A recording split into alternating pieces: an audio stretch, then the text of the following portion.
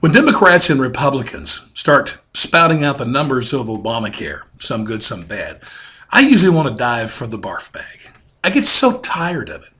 But there are two numbers that were touted heavily before Obamacare passed as the reason we should have this law in the first place. Now, Obamacare is almost 5 years old, so I don't think it's too soon to ask for an accounting concerning these two numbers. Let me tell you what they are. The first one was given by Grayson. He's a congressman from the state of Florida. He stood on the House floor with a big chart and said, and by the way, he was on program after program to promote this number even more. But he said, and others after him, 45,000 Americans are dying every year because they don't have access to health care since they don't have insurance. 45,000 a year. That's incredible. And let me tell you, I'll be the first to sign on to any idea that will reduce that number dramatically. I mean, wouldn't you? Who would not? A second number, we really got a lot from Ed Schultz. I watched his show a lot, and he used this number more than anybody, but then all Democrats did, to sell the bill in 2009.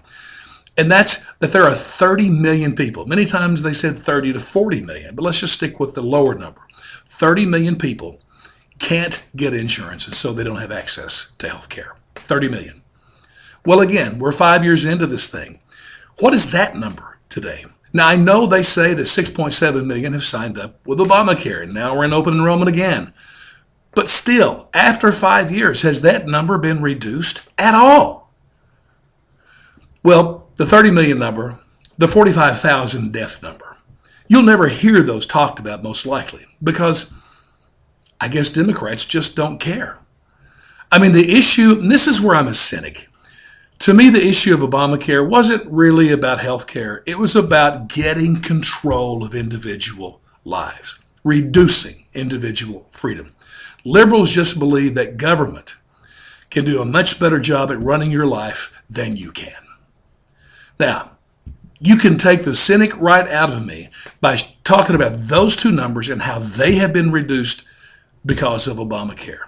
That's how you make me a believer. But you know what I suspect? Probably never hear a word about those numbers.